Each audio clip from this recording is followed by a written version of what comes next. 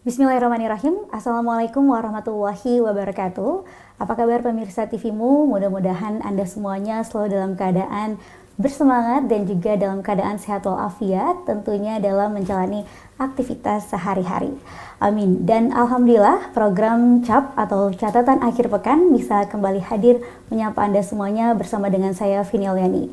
Dan seperti biasa kita akan membahas setiap pekannya, membahas dinamika dan juga mengenai dinamika keumatan dan kebangsaan yang dipantau dalam perspektif Persyarikatan Muhammadiyah bersama dengan Ayahanda Profesor Dr. Dadang Kahmat MSI yang merupakan Ketua Pimpinan Pusat Muhammadiyah dan yang saat ini juga sudah terhubung bersama kami melalui virtual. Langsung saja kita sapa.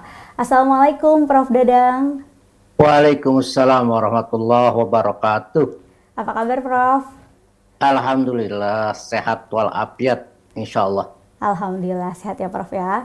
Mudah-mudahan Prof juga selalu diberikan kelancaran dalam menjalankan aktivitasnya Prof.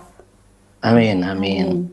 Ya, baik Prof, tema kita kali ini dalam catatan akhir pekan ini mengenai haji dan nasionalisme. Seperti kita tahu ini setiap tahun, apalagi sebagai negara dengan jumlah umat muslim terbesar, juga Indonesia merupakan negara yang menyumbang jamaah haji ini termasuk yang cukup besar, bahkan paling besar ke Arab Saudi. Dan menurut data pada tahun 2023 ini ada 221.000 jamaah yang 30%-nya adalah lansia, yaitu sebanyak 66.943. Dan tentunya ini merupakan suatu hal perhelatan yang luar biasa, di mana ini Indonesia menjadi termasuk salah satu penyumbang jemaah haji terbesar. Tentunya dibutuhkan juga penyelenggaraan ibadah haji yang tepat, dan juga di mana di sini ada silaturahmi yang terjalin baik secara nasional maupun global, di mana jemaah haji Indonesia di sana saling bertemu juga dengan jemaah haji dari daerah lainnya antar daerah yang merupakan sama-sama warga negara Indonesia. Baik Prof, lalu bagaimana kira-kira Prof Dadang melihat pelaksanaan dan juga ibadah haji dalam konteks agama dan juga secara kaitannya dengan nasionalisme seperti apa Prof?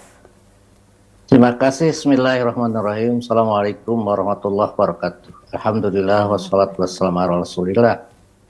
Para pemirsa TV-mu yang dirahmati Allah dan Neng Vini yang di studio, Alhamdulillah penyelenggaraan ibadah haji tahun 1444 Hijriah ini sudah berlalu. Berakhir proses ibadahnya ialah pada tanggal 13 hari Tasyrik ya.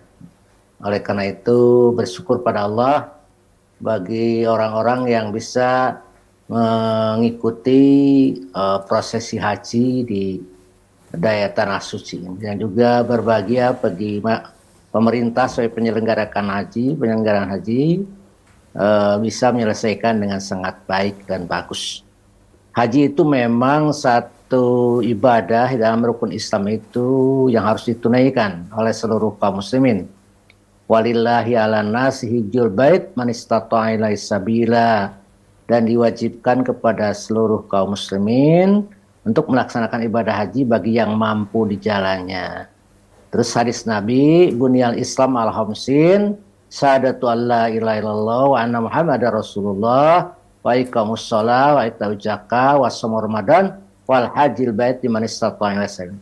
Islam itu dibangun dalam 5 pondasi ya, yaitu pertama syahadat, tidak ada Tuhan kecuali Allah, Muhammad Rasulullah, mendirikan sholat, melaksanakan zakat, saum, dan haji ke Baitullah, man istata'a ilaihi sabila, bagi orang yang mampu menjalankannya atau mampu mereka melaksanakannya. Mungkin mampu di sini bisa mampu dalam arti kekuatan, kesehatan, juga mampu dalam arti finansial, dan juga aman di jalannya, tidak dalam keadaan perang. Oleh karena itu dari sejarah haji sudah lama ya, sejak abad ke-7 Masehi sudah ada yang berangkat haji ke Tanah Suci, yaitu para pedagang-pedagang Arab yang ingin melaksanakan ibadah haji. Nah, Muhammadiyah sendiri menyelenggarakan ibadah haji secara terorganisir itu sejak tahun 1930. Yaitu Kongres Muhammadiyah di Padang menyetujui untuk mengelola mandiri ibadah haji yang dia baik dari segi pelayarannya maupun penyelenggaraan di sana, jadi dikelola secara mandiri oleh Muhammadiyah, oleh swasta. Nah, sejak saat itulah terjadi penyelenggaraan ibadah haji. Cuma tahun 1951 ada ketentuan dari pemerintah untuk swasta tidak diperbolehkan untuk menyelenggarakan ibadah haji. Sampai hari ini ibadah haji itu hanya dinominasi baik regulator maupun operatornya oleh pemerintah, seki Kementerian Agama. Saya kira ini merupakan satu hal karena haji ini sangat dikaitkan dengan nasionalisme, ialah bahwa kita haji ke sana itu membawa bendera nasionalisme. Bahwa kita adalah masyarakat Indonesia, Muslim Indonesia, maka di Arab pun sudah terkenal bahwa kita ini adalah rombongan terbesar jemaah haji dari seluruh dunia itu, dibandingkan seluruh dunia. Dan rata-rata jemaah haji Indonesia itu adalah orang-orang yang sopan, baik, ya, tidak arogan di sananya, penurut, dan itu menjadi pujian, ya, sehingga semacam cap bahwa jemaah haji Indonesia itu baik, bagus, ya itu sudah melekat. Yang kedua, pada zaman pra kemerdekaan dulu, pertemuan-pertemuan para nasionalisme maupun para pejuang itu diinspirasi ketika haji. Kayak Jamal Dahlan, mendirikan Muhammadiyah, Haji Hashim Asy'ari juga, dan hampir seluruh pejuang-pejuang kemerdekaan Indonesia, mereka terinspirasi ke panggilan perjuangan itu melalui pertemuan dengan tokoh-tokoh bangsa lain di Saudi Arabia. Jadi memang ada dua di sini, ada dua impact nasionalisme yang bisa dapatkan, ya. Dan yang lalu kita mungkin para masyarakat pun bisa melihat dan bergaul di sana dengan orang-orang yang dari luar negara, karena seluruh dunia kan datang, sehingga terjadi saling tukar informasi bagi yang mengerti bahasa Inggris, bahasa Arab, sehingga keluar balik ke sini membawa oleh-oleh yang sangat berharga, itu pengetahuan yang yang sangat luas tentang kehidupan manusia ini. Itu mungkin yang dapat saya. Ya, baik. Jadi itu ternyata haji ini selain dalam konteks keagamaan juga erat kaitannya dengan nasionalisme, karena tadi itu haji ini memunculkan identitas bangsa Indonesia yang ramah, itu tadi ya Prof ya, dan juga tertib, patuh terhadap aturan, dan juga yang kedua ternyata haji ini juga menumbuhkan inspirasi dan jiwa patriotisme dari para tokoh-tokoh yang saling berjumpa juga kemudian di sana pada saat pelaksanaan ibadah haji, sehingga muncul spirit nasionalisme di sini, dan juga menumbuhkan semangat belajar karena banyak bertemu juga dengan bangsa-bangsa lain, di mana juga terjalin silaturahmi secara global atau globalisme itu tadi. Nah, kemudian bagaimana Prof agar silaturahmi kebangsaan ini bisa terus tercipta melalui spirit nasionalisme ketika mereka bahkan sudah sampai ke tanah air gitu Prof? Apa yang bisa mereka bawa dari perjalanan spiritual haji dan juga kaitannya dengan nasionalisme kira-kira? Ya, saya kira kita melihat dalam pelaksanaan haji itu kan orang kalau dalam bahasa lain sama rata sama rasa, ya. Orang kita ketemu dengan orang tanpa dibeda-bedakan kedudukan, ya. Raja, rakyat kecil sama, orang hitam, kulit putih, kuning juga sama. Mereka memakai kain ihram, pergi ke Arafah, ke Musdalifah, ke Mina, dan mereka melakukan tawaf di Baitul. Mereka sama, tidak ada perbedaan. Itu melahirkan pelajaran bagi masyarakat kita bahwa di Indonesia pun kita harus memandang orang itu sama, ya. Tidak boleh membeda-bedakan karena warna kulit, etnis, maupun aliran-aliran keagamaan. Saya kira ini pelajaran yang sangat bagus, melahirkan modernisme, melahirkan wasatiyah dalam diri orang-orang yang sudah pergi haji ke sana. Sehingga mereka tidak lagi egois, tidak merasa benar sendiri. Karena ketika di Mekah itu kan kita melihat perbedaan peribadatan.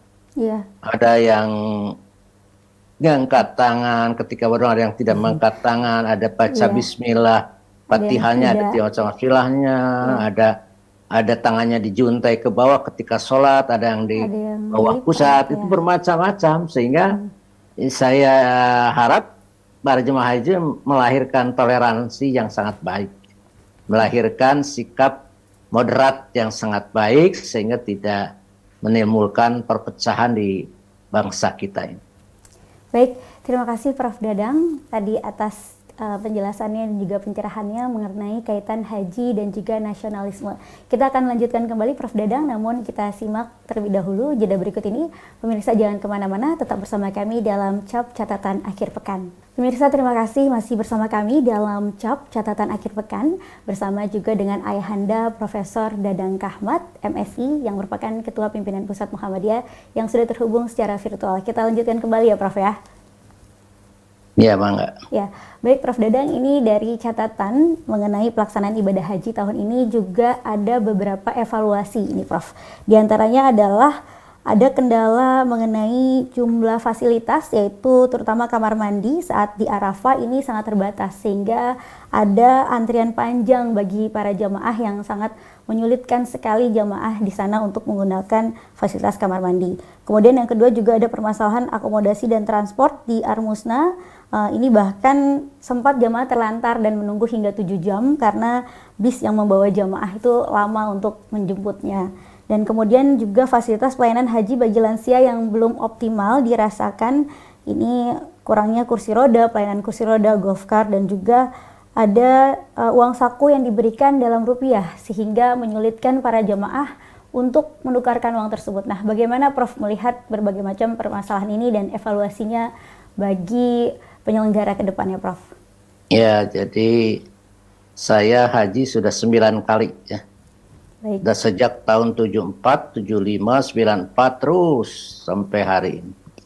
Permasalahan haji itu ada karena memang kita bisa memaklumi terkumpulnya jemaah haji dari berbagai wilayah dunia ini, sekitar 2 sampai 4 juta orang terkumpul dalam tempat yang sempit, yang terbatas.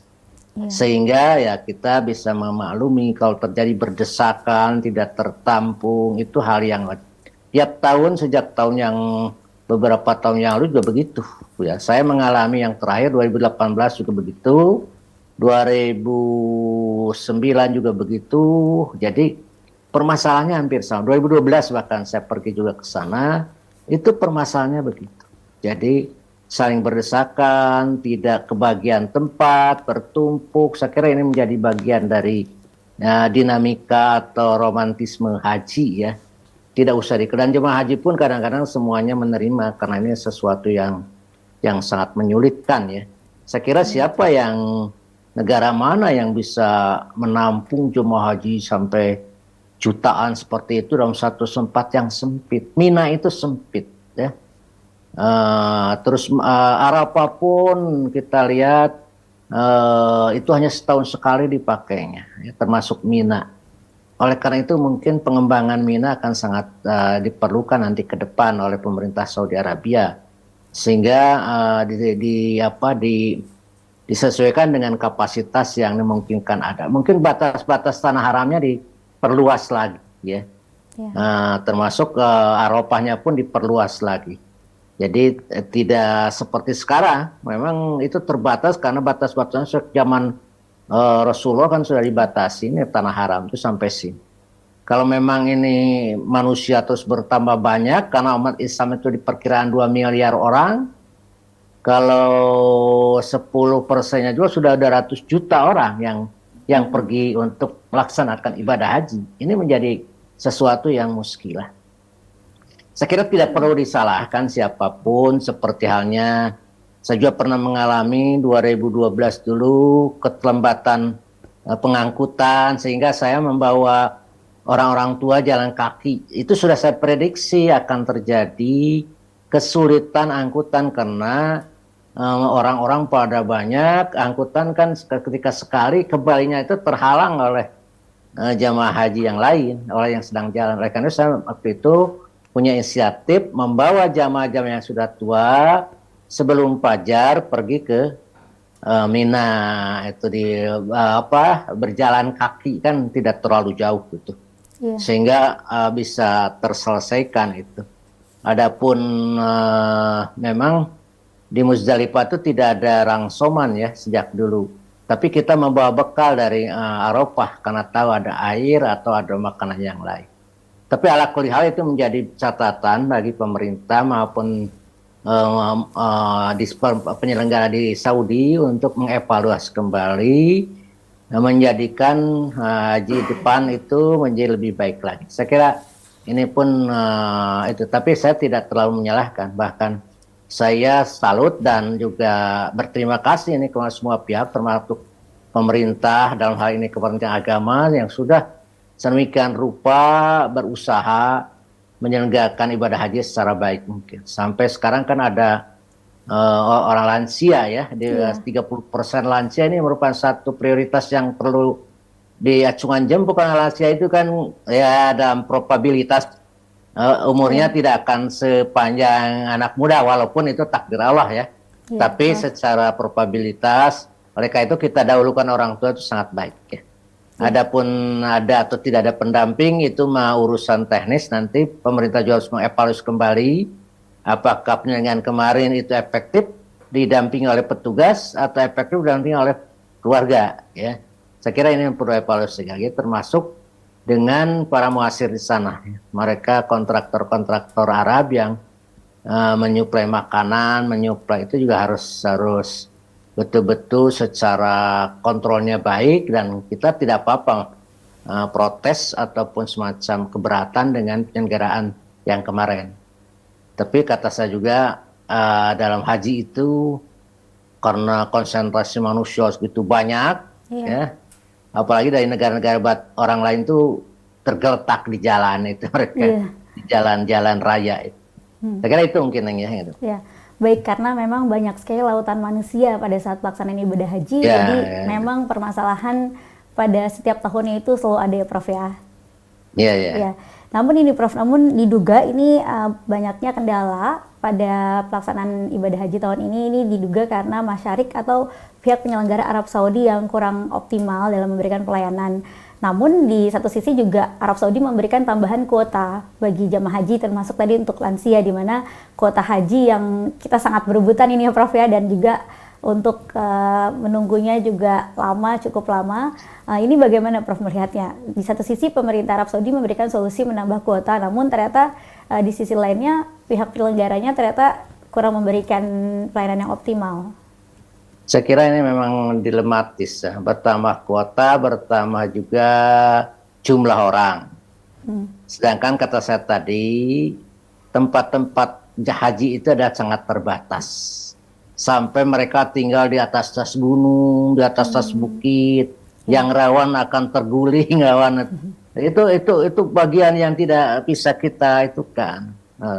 Oleh karena itu mungkin ini, kalaupun kita harus menambah ya, karena memang dilematis, karena antrian juga banyak, kita itu sampai 10-20 tahun seperti itu ya. Ketika ada kuota tambahan ya kita terima, dan pemerintah Saudi mungkin harus juga memperhatikan, bukan hanya pemerintah tapi juga para kontraktor-kontraktor di Saudi yang menjadi partnernya kita, bangsa Indonesia juga harus diberi peringatan untuk serius dalam hal ini. Karena ya bagaimanapun mereka harus melayani 221.000 orang ya, makanan ya, dapurnya seperti apa ya, walaupun dalam jumlah yang banyak ya. Baik. Saya kira itu mungkin ya Neng ya. Ya. Baik, terima kasih Prof Dadang. Kita akan lanjutkan kembali bahasan kita yang mengenai haji dan juga nasionalisme. Namun kita jeda terlebih dahulu ya Prof dan juga pemirsa. Jangan kemana-mana, kita akan kembali sesaat lagi. Tetap bersama kami dalam Catatan Akhir Pekan. Pemirsa, terima kasih Anda masih bersama kami dalam Catatan Akhir Pekan dalam tema kita kali ini yaitu haji dan nasionalisme. Baik Prof Dadang, kita lanjutkan kembali.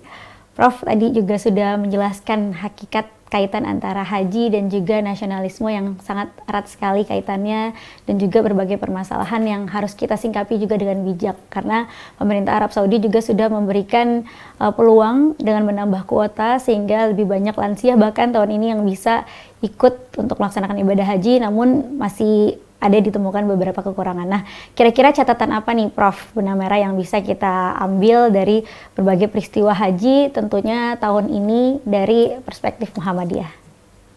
Ya, saya kira di samping kita berterima kasih pada sebuah pihak, pemerintah Arab Saudi, kontraktor maupun pemerintah Indonesia yang sudah mengorganisir haji secara baik, sehingga secara umum haji itu berjalan secara mulus ya. Cuma kalau ada beberapa kerikil itu adalah ekses-ekses yang suka ada setiap tahun kata saya juga. Oleh karena itu pertama mungkin kepada pemerintah dalam hal ini diperbaharui, diperbaiki lagi pelayanan haji sehingga optimal. Adakan terobosan-terobosan yang memungkinkan kita bisa melayani jemaah haji sebaik-baiknya. Walaupun menurut saya apalagi itu kuota tambahan itu kan sangat mendesak kemarin itu. Di luar perencanaan umum. 8.000 itu bukan sesuatu yang sedikit. Itu akan melahirkan 8.000 itu 20 penerbangan tambahannya ya. 20 penerbangan tambahannya termasuk mungkin akomodasi dan lain-lainnya, sehingga kemarin itu kita sangat memahami kenapa sangat mendesak. Tetapi nanti ke depan mungkin kalau mau ada kota tambahan harus dari awal-awal sehingga persiapannya juga matang. Ya tidak seperti kemarin seperti itu.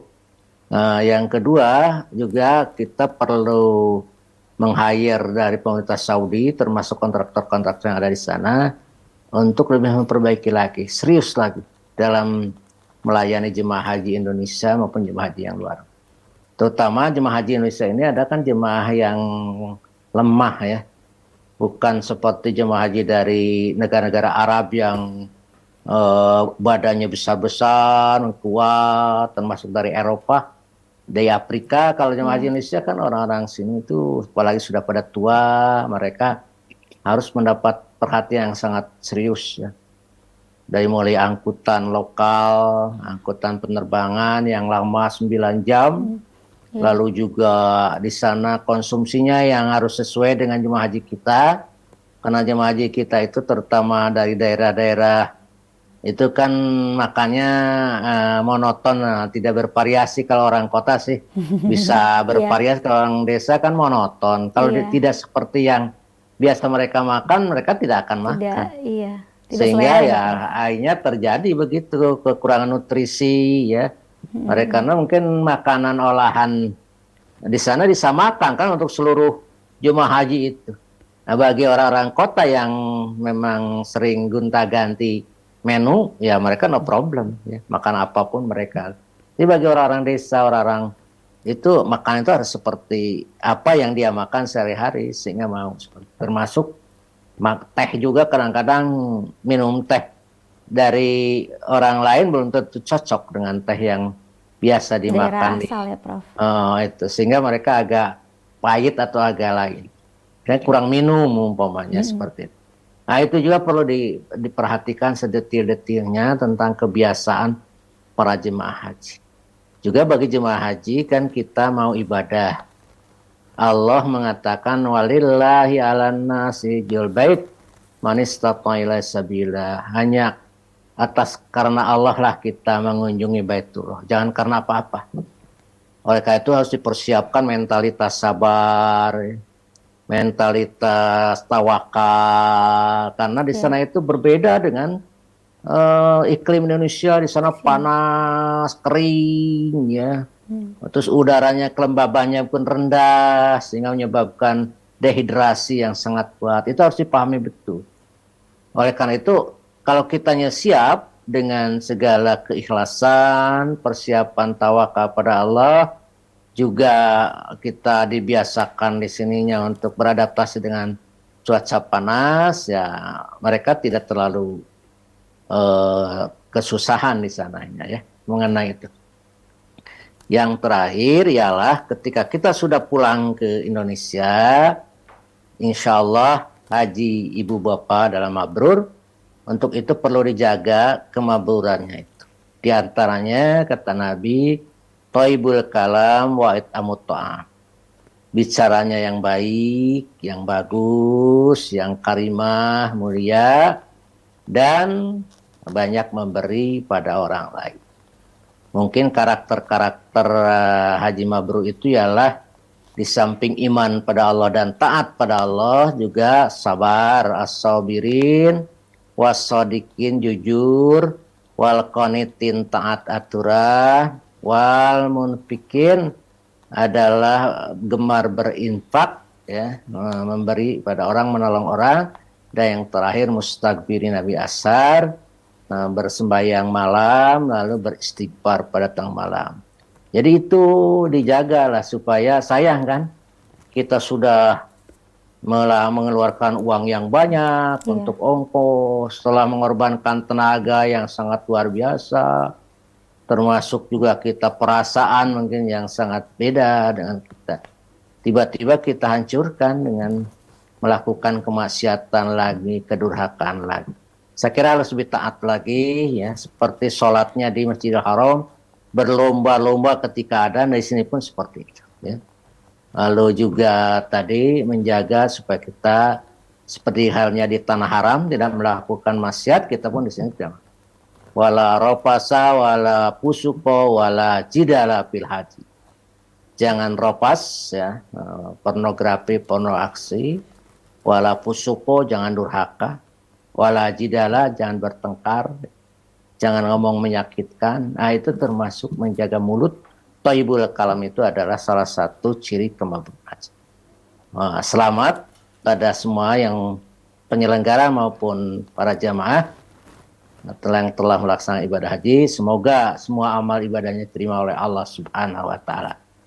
Ya, baik.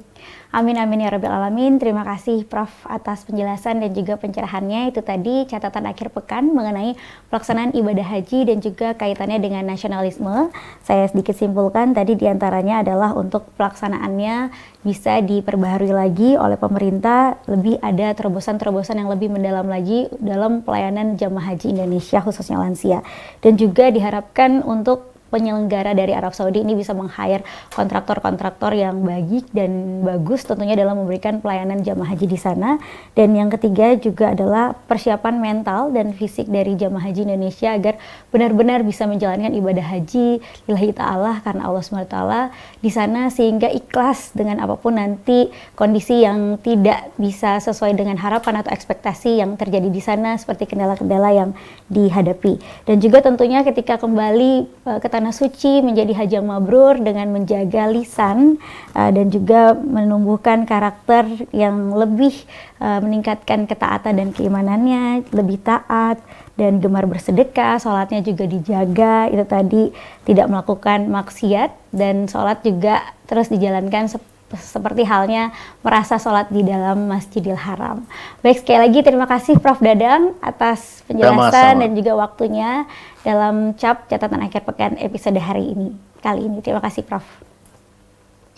Baik, pemirsa TVMU dimanapun Anda berada, terima kasih juga telah menyaksikan CAP Catatan Akhir Pekan dalam episode kali ini, yaitu Haji dan Nasionalisme. Saya Vini Oliani juga bersama dengan narasumber kami, yaitu Prof Dadang, serta seluruh kerabat kerja yang bertugas mohon pamit undur diri. Jangan lupa untuk saksikan CAP atau Catatan Akhir Pekan setiap pekannya di TVMU, TV Muhammadiyah.